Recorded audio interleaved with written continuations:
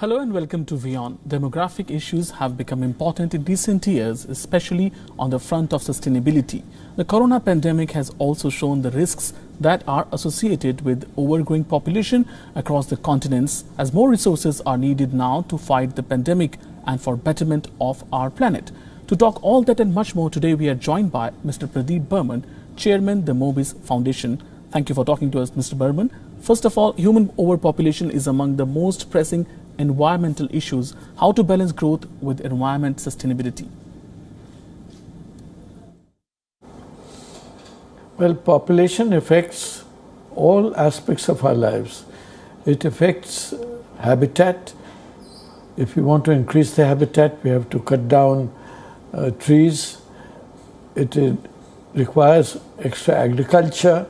For agriculture, again, we have to make space to provide that agriculture. We have to have energy.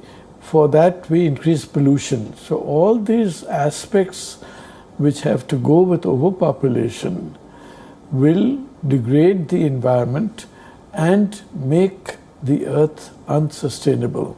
So it's very important to maintain the population if we want the earth itself to survive. And population explosion will cause many problems for our future generations. How to foresee such problems and be prepared to tackle them better?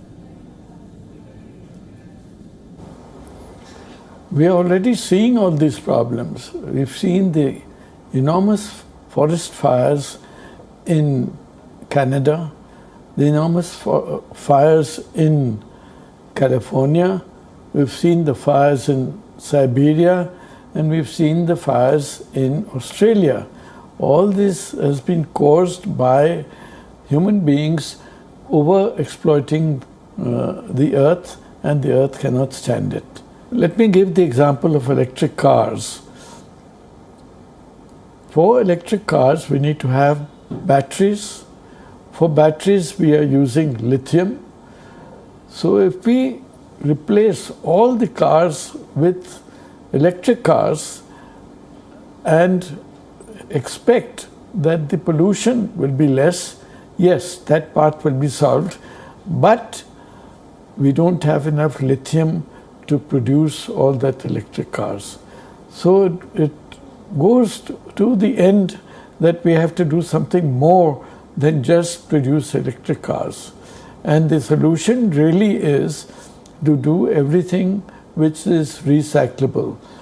If you want to produce power, you have to produce it from hydrogen, and hydrogen and oxygen will produce water. Therefore, there's no waste, and that is where we will produce energy without waste, and it's recyclable. Of course, I'm not mentioning at this time the solar power and the wind power. That, of course, continues.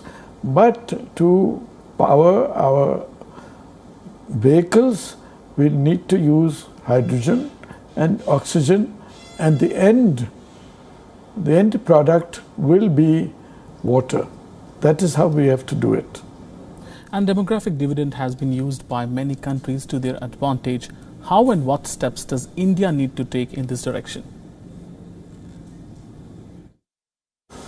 Well, certainly, demographic dividend means a lot of people who are in the workforce, that is majority.